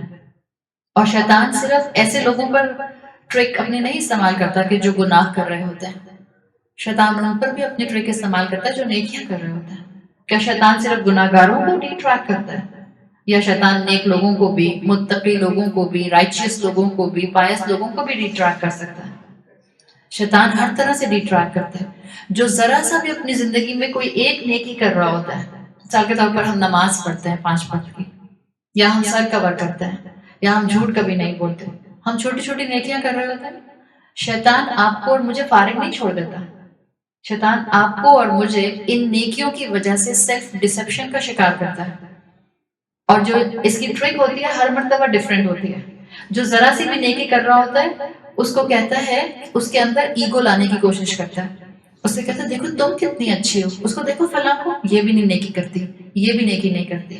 ذرا سا انسان سر پر حجاب اوڑھ لیتا ہے تو باقی خواتین کیڑے مکوڑے لگنے لگ جاتے ہیں. اگر ایسے ذہن میں یا دل میں خیال آتے ہیں کہ میں تو 5 وقت کی نماز بھی پڑھتی ہوں، میں روزے بھی رکھتی ہوں، میں حجاب بھی کرتی ہوں، اور میں جو ہوں وہ بہت سی چیزوں میں اپنا دین کا خیال بھی رکھتی ہوں، اور دیکھو میں کتنی سپیریئر ہوں، اور یہ انسان اپنی زبان سے نہیں بول رہا ہوتا. This will reflect in your body language. خود نظر آتا ہے. شاید انسانوں کو نظر نہیں آ رہا ہوتا، وہ البصیر دیکھ لیتا ہے جو اوپر بیٹھا ہے. شیطان ایگو کے ذریعے آپ کی نیکیوں کو بھی کرپٹ کرنے کی پوری کوشش کرتا ہے، اس لیے کہ نیک انسان کو ایک الگ طریقے سے ڈی ٹریک کرے گا اور گناہ گار کو الگ طریقے سے ڈی ٹریک کرے گا. جو ذرا سی نیکیاں کرتا ہے اس کو سیلف ڈسیپشن کا شکار کرتا ہے، اس کو ایگوئسٹک بناتا ہے، اور یہ اپنے جیسا رول اپلائی کرتا ہے. شیطان اصل میں جن تھا، ابلیس جن تھا، فرشتہ نہیں تھا، لیکن اپنی عبادت کی کثرت کی وجہ سے فرشتوں کے رینک میں آ گیا تھا. تو ابلیس کے لیے اسکالرز کہتے ہیں کہ کوئی وہ اللہ کی عبادت نہ کرنے والا چیز نہیں تھی، بہت عبادت کرتا تھا. ایشو کیا تھا؟ تکبر. ایشو کیا تھا؟ ایگو. اس نے کہا تھا اللہ سے کہ میں کیوں آدم کو سجدہ کروں، آئی ایم سپیریئر ٹو ہم، یہ تو مٹی سے بنا ہے اور میں آگ سے بنا ہوں. عبادت کرنے والا تھا لیکن اللہ کی بات تکبر کی وجہ سے نہیں مانی. تو اسی لیے جو لوگ ذرا سی بھی نیکی کر رہے ہوتے ہیں ان کے اندر تکبر ڈالنے کی کوشش کرتا ہے. جو لوگ گناہ کر رہے ہوتے ہیں ان کو نا امید کرتا ہے. اور کیسے نا امید کرتا ہے؟ مثال کے طور پر ایک انسان سے گناہ ہو جاتا ہے، اب وہ انسان اس گناہ کی شرمندگی میں، اس ریگریٹ میں اللہ کی عبادت کرنا چاہتا ہے. ایک گناہ ہوا اور اس کے بعد وہ بندہ نماز کے لیے کھڑا ہونا چاہ رہا ہے. شیطان کیا کہتا ہے؟ کس منہ سے اللہ کے سامنے کھڑی ہوگی؟ شرم نہیں آتی؟ ابھی گناہ کیا اور اب اللہ کے سامنے کھڑی ہو رہی ہے. تو گناہ بھی کرواتا ہے اور عبادت سے بھی روک دیتا ہے. شیطان کہتا ہے کہ دل میں تو تمہارے جو ہیں وہ اسلام کے خلاف شک آتے رہتے ہیں. اماں کے ساتھ تو تم اتنا بیک آنسر کرتی ہو، شوہر کے ساتھ تو جو ہے وہ تم اتنے جھگڑے کرتی ہو, ساس کے ساتھ تم اچھا سا جو ہے وہ اپنا ایٹیٹیوڈ نہیں رکھتی ہو, تو سر کیوں کور کرتی ہو, کتنی ہپوکریٹ ہو. شیطان ایسا خیال ڈالتا ہے نا, وہ اس لیے ڈالتا ہے, اس لیے کہ وہ ہر ایک انسان کی میتھڈولوجی اس کو ڈیٹریک کرنے کی الگ استعمال کرتا ہے. وہ کہتا ہے کہ تم تو ویسے اتنے گناہ کرتی ہو, تو اب اللہ تمہیں کیا معاف کرے گا, چھوڑو پھر چل کرو لائف میں. جب تم نے جانا ہی جہنم میں الٹیمیٹلی, تو کیوں اپنے 4 دن کی زندگی کو خراب کرتی ہو؟ جب تم آلریڈی اتنے گناہ کرتی ہو, جب تم ویسے ہی اتنی غصے والی ہو, جب تم اتنی ابیوسو لینگویج استعمال کرتی ہو, تو یہ سر کور کر کے منافق کیوں بنتی ہو؟ چھوڑو, سر کور مت کرو. یہ ہے شیطان کی اسٹریٹجی. شیطان چاہتا ہے کہ جب آپ اور میں زندگی میں غلطی کریں, اور اتنی غلطی کریں کہ ہماری کشتیاں ڈوب جائیں, تو وہ چاہتا ہے کہ we better stay there, توبہ کر کے ہم واپس اوپر نہ آئیں. یہ شیطان کی اسٹریٹجی ہے. یہ بتائیں شیطان کو کتنے سجدے نہ کرنے پر اللہ تعالیٰ نے جنت سے باہر نکال دیا تھا, کک آؤٹ کر دیا تھا جنت سے؟ ایک سجدہ, ایک ہی سجدہ تھا. اللہ تعالیٰ نے سب فرشتوں کو حکم دیا تھا, اور شیطان کیونکہ فرشتوں ہی کے رینک میں تھا, تو اللہ تعالیٰ نے حکم دیا تھا آدم علیہ السلام کو فزیکلی بنا کے کہ اس کے سامنے سجدہ کرو. سب نے سجدہ کیا تھا سوائے ابلیس کے. ابلیس کے لیے آتا ہے انا واستکبر, اس نے کہا تھا کہ میں تو نہیں کرنے والا, انکار کر دیا تھا اس نے. ایک سجدہ نہیں کیا اس نے اللہ کے کہنے پر, اور کئی 1000 سال سے عبادت کرتا تھا. ایک سجدہ نہ کرنے پر اللہ نے جنت سے کک آؤٹ کر دیا. نافرمانی فیکٹر تھی نا, تکبر فیکٹر تھا. آپ میں سے کون ہے جس نے کبھی فجر کی نماز مس نہیں کی؟ کوئی ہے؟ اچھا چلیں فجر کی, ہم سب شامل ہیں, مجھ سب. ہم میں سے کون ہے کوئی جو یہ کہے کہ میں نے کبھی اللہ کی نافرمانی نہیں کی؟ کوئی ہے؟ مجھ سمیت. ہو ہی نہیں سکتا. اگر کوئی یہ کہے تو اس کا مطلب ہے وہ ڈسیپشن کا شکار ہے. It's not possible. ہم میں سے کوئی پرفیکٹ نہیں ہے. ہم اللہ کی نافرمانیاں بھی کرتے ہیں, اور ہم نے کئی فجر کی نمازیں مس کی ہیں. شیطان نے تو ایک سجدہ مس کیا تھا نا. اگر میں ایک فجر کی نماز مس کرتی ہوں تو میں کتنے سجدے مس کرتی ہوں؟ ایک فجر کی نماز میں 8 سجدے ہوتے ہیں, 4 رکعت پڑھتے ہیں, ہر رکعت میں 2 سجدے, 4 into 2 8. اگر میری ایک فجر کی نماز مس ہوئی تو میں نے 8 سجدے مس کر دیا. اگر ہم اس طرح اپنے گناہوں کا حساب لگانا شروع کریں تو ہم میں سے کون جنت میں جا سکتا ہے؟ کوئی بھی نہیں جا سکتا. اللہ کی رحمت ہی ہمیں جنت میں لے جا سکتی ہے. ہمارے اعمال اس قابل نہیں ہے کہ ہم جنت میں جا سکیں. شیطان نے نافرمانی کی, ایک سجدہ نہ کر کے, تو اللہ نے اس کو جنت سے باہر نکال دیا. یہ بتائیں شیطان نے اللہ کی بات نہیں مانی تھی, نافرمانی کی تھی. اگر آپ اس سٹوری کو اپنے ذہن میں رکھیں جو قرآن میں کئی مرتبہ آئی ہے, کیا آدم علیہ السلام سے بھی نافرمانی ہوئی تھی؟ اللہ تعالیٰ نے جنت میں بلینز ٹریلینز درخت ہیں. جنت میں کوئی ایک درخت تو نہیں. آپ احادیث پڑھیں تو آپ کو پتہ چلتا ہے کہ جنت کو جنت کہتے اسی لیے ہیں, اس لیے کہ it's completely green. اس میں گھاس اور درخت بہت زیادہ ہے. ٹریلینز آف ٹریلینز درخت ہیں اس کے اندر. ان ٹریلینز آف ٹریلینز درخت میں سے اللہ تعالیٰ نے آدم علیہ السلام کو صرف ایک درخت کا پھل کھانے سے منع کیا تھا, اور آدم علیہ السلام نے کیا کیا؟ اسی کا پھل کھا گیا. تو نافرمانی تو آدم علیہ السلام سے بھی ہوئی تھی, نافرمانی ابلیس سے بھی ہوئی, اور نافرمانی آدم علیہ السلام سے بھی ہوئی. But the major difference between both of them was the attitude after the گمراہی, after the گناہ. جب شیطان نے گمراہی کی اور نافرمانی کی تو اس نے کہا اللہ تو نے مجھے اصل میں گمراہ کیا. بما اغویتنی, اللہ آپ نے مجھے گمراہ کیا, آپ نے مجھے ڈیٹریک کیا. اور آدم علیہ السلام کا غلطی کرنے کے بعد ایٹیٹیوڈ کیا تھا؟ ربنا ظلمنا انفسنا وان لم تغفر لنا وترحمنا لنکونن من الخاسرین. آدم علیہ السلام نے اپنی غلطی ایڈمٹ کر لی, اللہ سے معافی مانگ لی, توبہ کر لی, استغفار کر لی. اور ایک اور چیز جو آپ کو آدم علیہ السلام کی دعا میں, اس دعا میں ملتی ہے کہ آدم علیہ السلام نے یہ کہا کہ اللہ میری غلطی نہیں ہے, ابلیس نے مجھے ریٹریک کیا تھا. الزام لگایا نہیں. ہم گناہ کرتے ہیں اور الزام برابر والے پہ ڈال دیتے ہیں. زیادہ تر خواتین بیٹھی ہیں نا یہاں پہ, اور خاص طور پہ شادی شدہ خواتین, انمیرڈ بچوں سے میں اس وقت بات نہیں کر رہی. ہم انمیرڈ بچوں کی بھی کہانی الگ ہے، اس لیے کہ میں بھی جانتی ہوں، میری بھی ماشاء اللہ اسی ایج بریکٹ کی 2 بچیاں ہیں، ان کی بھی کہانیاں میں سنتی رہتی ہوں سارا دن. میرڈ خواتین 90% بلکہ شاید 95% جو میرا آبزرویشن ہے، خود اللہ کی بات ماننے پر تیار نہیں ہوتی ہیں اور بندوق شوہر کے کندھے پہ رکھ کے چلاتے ہیں. او میرے ہسبینڈ الاؤ نہیں کرتے، او میرے ہسبینڈ کو پسند نہیں ہے، وہ میرے ہسبینڈ جو ہے وہ ناراض ہو جاتے ہیں، وہ تو مجھے قرآن کلاس میں آنے سے ہی روک دیں گے تو پھر میں نہیں کر سکتی. اگر میرڈ خواتین کا یہ کلیم ہے تو ان کو اپنا ایمان ریفریش کرنے کی ضرورت ہے اور اپنے آپ سے پوچھنے کی ضرورت ہے کہ ان کا رب ان کا ہسبینڈ ہے یا اللہ ہے، وہ اپنے اللہ کے غلام ہے یا اپنے ہسبینڈ کے غلام ہے. رازق اوپر بیٹھا ہے، شوہر رازق نہیں ہے. شوہر کا مقام اپنی جگہ پر، شوہر سے محبت اپنی جگہ پر، لیکن رسول اللہ صلی اللہ علیہ وسلم نے ہمیں پالیسی سٹیٹمنٹ دے دیا ہے، لا طاعۃ فی المخلوق فی معصیۃ خالق. آپ اللہ کی نافرمانی کرتے ہوئے مخلوق کی بات نہیں مان سکتے. آپ کو مخلوق کی وہی بات ماننی ہے جہاں خالق کی بھی فرما برداری ہو رہی ہوگی. شوہر کی اتنی بات ماننا جائز ہے جو وہ شریعت کے اندر کہتا ہے کر رہے ہیں. جب شوہر مجھے اللہ کی نافرمانی کرنے کا کہے گا تو میں شوہر کی بات نہیں مان سکتی ہوں. کیا ہوگا؟ تھوڑے دن کے لیے ناراض ہی ہو جائیں گے نا. تو کون سی ایسی یہاں شادی شدہ خاتون بیٹھی ہیں جو کہیں میرے تو شوہر کی کبھی آج تک لڑائی ہی نہیں ہوئی؟ کوئی ایسی خوش قسمت ہے؟ میں تو نہیں ہوں. It's not possible. تو دوسروں کے کندھوں پر بندوق رکھنا ہمارا عام یہ ایٹیٹیوڈ ہے. آدم علیہ السلام کی یہ فطرت نہیں تھی، اور آدم علیہ السلام پیور ہیومن نیچر پہ تھے. انہوں نے جب اللہ سے معافی مانگی تو شیطان پر بلیم نہیں کیا، حالانکہ جتنا رائٹ وہ رکھتے تھے کہ وہ شیطان کو بلیم کریں، اس سے زیادہ رائٹ ہم میں سے کوئی بھی نہیں رکھتا.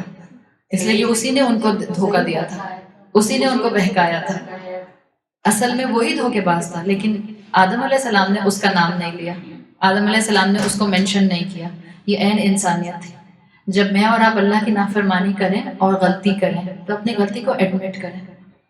اس کو فیشن کے اوپر، اس کو زمانے کے اوپر، اس کو خاندان کے اوپر، اس کو شوہروں کے اوپر، اس کو فرینڈس کے اوپر، اس کو ورک پلیس کے اوپر، اس کو جو ہے وہ رسومات کے اوپر بلیم کرنے والا چیز وہاں پر مت بنائیں. اللہ تعالیٰ نے آدم علیہ السلام کو معاف کر دیا اس لیے کہ آدم علیہ السلام نے توبہ کی تھی.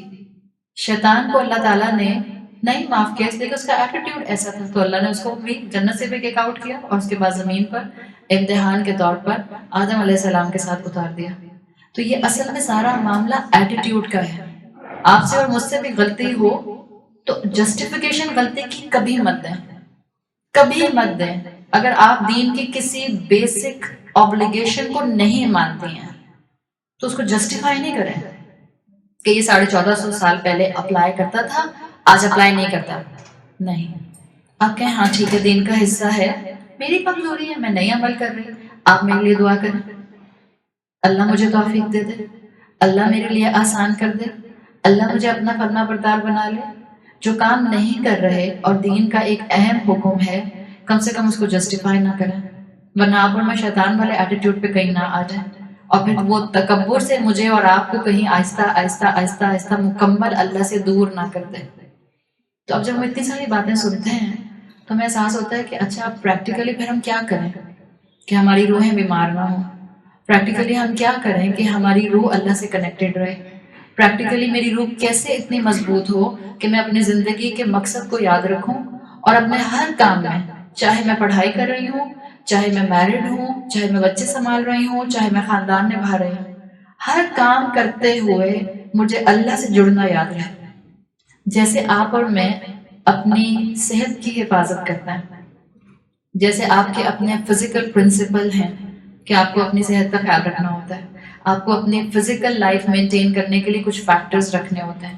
آپ کی فزیکل لائف کے لیے آپ کی آکسیجن ہے، آپ کا کھانا پینا ہے، آپ کا واٹر ریکوائرمنٹ ہے. ایسے ہی آپ کی روح کی ریکوائرمنٹ جو ہے وہ بیسک چیز ذکر اللہ ہے، اللہ کا ذکر، ریممبرنس آف اللہ. اور ریممبرنس آف اللہ میں 3 چیزیں یاد رکھیں پریکٹیکلی. نمبر 1 نماز، 5 وقت کی نماز مس نہیں ہونی چاہیے، اور نماز کے وقت پہ پڑھنا.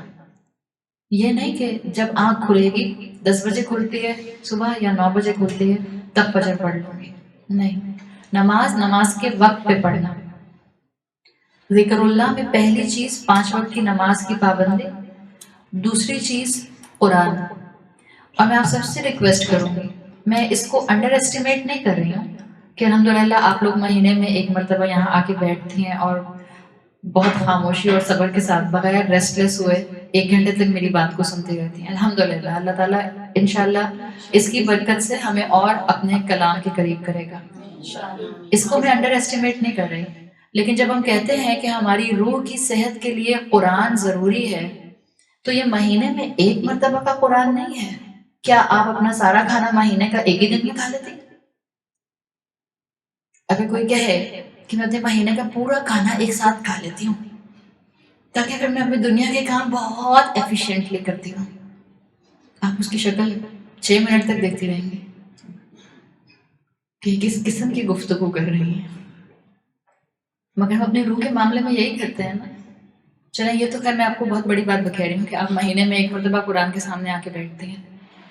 جنرلی ہم مسلمان جو ہیں وہ کس موڈ میں ہوتے ہیں، ہم سال کے 12 مہینوں میں سے صرف 1 مہینہ پورے کا پورا قرآن کو اسائن کر دیتے ہیں، رمضان والا.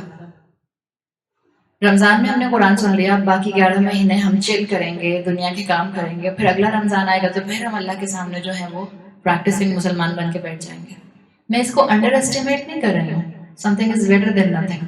اللہ دل کھولنے والے، اللہ کھول دیتا ہے. لیکن صرف سمجھانا چاہ رہی ہوں. ذرا سا بھی اگر کسی کے پاس عقل کا فیکٹر ہوگا اور وہ سوچتا ہوگا، وہ پونڈر کرتا ہوگا، تو آپ اپنے جسم کی صحت کے لیے پورا کھانا ایک ساتھ نہیں کھا جاتے، چنکس میں کھاتے ہیں. اب تو ڈاکٹرز کہتے ہیں کہ 3 کی بجائے 6 میلز کھائیے اگر آپ کو فزیکلی فٹ رہنا ہے، ایکٹیو رہنا ہے. اسی طرح سے قرآن کو بھی بار بار سننے کی ضرورت ہے. قرآن کے سامنے بار بار آ کر بیٹھنے کی ضرورت ہے. اور یہ میں آپ کو بتا دوں، قرآن پڑھنے سے زیادہ سننے سے امپیکٹ کرتا ہے. میں نے آپ کو کوئی نئی بات نہیں بتائی آج، بلکہ میں جب بھی آتی ہوں میں کوئی نئی بات نہیں بتاتی آپ کو. میں تو صرف ریمائنڈرز آپ کے سامنے لے کر آتی ہوں. لیکن یقیناً آپ یہی باتیں خود پڑھیں گی تو شاید آپ کے اوپر اتنا امپیکٹ نہیں آئے گا جتنا آپ پر سن کر امپیکٹ آ رہا ہے. اس لیے کہ قرآن کا مزاج سننے والا مزاج ہے. قرآن صحابہ کے لیے آڈیو ایکسپیرینس تھا. صحابہ کو کسی اسکرول میں یا کتاب میں لکھا ہوا نہیں ملا تھا. رسول اللہ صلی اللہ علیہ وسلم آ کر سنایا کرتے تھے اور صحابہ سن لیا کرتے تھے. It was completely audio experience. اس لیے قرآن کا مزاج کہتے ہیں سننے والا ہے. جتنا یہ سن کر دل پر اثر کرتا ہے اتنا یہ پڑھنے سے دل پر اثر نہیں کرتا. تو میں آپ کے اس گیدرنگ کو، اس سیشن کو انڈر ایسٹیمیٹ نہیں کر رہی. مہینے میں 1 مرتبہ بھی آنا الحمدللہ، لیکن اس پر سوچیں یہ کافی نہیں ہے. روح کی صحت کے لیے آپ کو اور مجھے ریگولر قرآن سننا ہے. نمازیں 5 وقت کی پڑھنی ہے. اپنی زندگی میں قرآن کے لیے ایک پراپر چنک نکالنا ضروری ہے. اور تیسری چیز، اپنی زبانوں کو اللہ کے ذکر سے، اللہ کی تسبیح سے تر رکھے. اللہ کا ذکر، سبحان اللہ، الحمدللہ، اللہ اکبر، استغفر اللہ، لا الہ الا اللہ، لا حول ولا قوت الا باللہ، بہت سے ہیں. اور جو اللہ کے رسول صلی اللہ علیہ وسلم سے ثابت ہیں اسی پر جم جائیں. ہمیں اور دعاؤں کی ضرورت نہیں ہے. اتنی ساری دعائیں ہیں رسول اللہ صلی اللہ علیہ وسلم سے، صحیح احادیث سے جو ثابت ہیں کہ اگر آپ اور میں فجر کے ٹائم پڑھنے بیٹھیں گے، میں بغیر ایگزیجریشن کے بتا رہی ہوں، اتنی صحیح دعائیں ہیں کہ آپ کو شام کے 4 بج جائیں گے اور آپ کی وہ دعائیں ختم نہیں ہوں گی.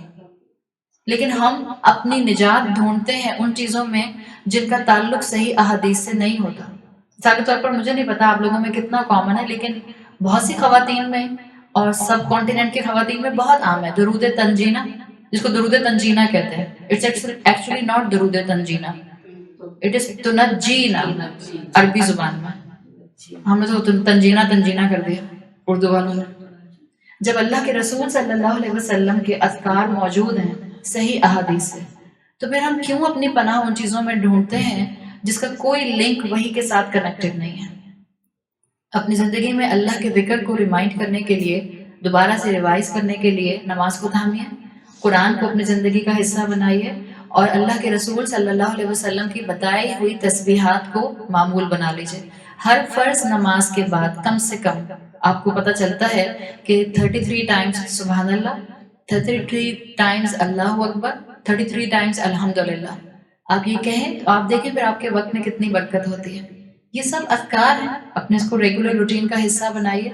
اور ایک اور چیز جو بہت ضروری ہے، اگر آپ اس کو اپنی فزیکل باڈی کے ساتھ ہی اٹیچ کر کے دیکھیں جیسے آپ کے جو بھی آس پاس ماحول ہوتا ہے، انوائرمنٹ ہوتا ہے، جیسے بہت سردی ہوتی ہے تو آپ اپنے جسم کو جیکٹ سے چھپاتے ہیں، سویٹر پہنتے ہیں، شال لیتے ہیں.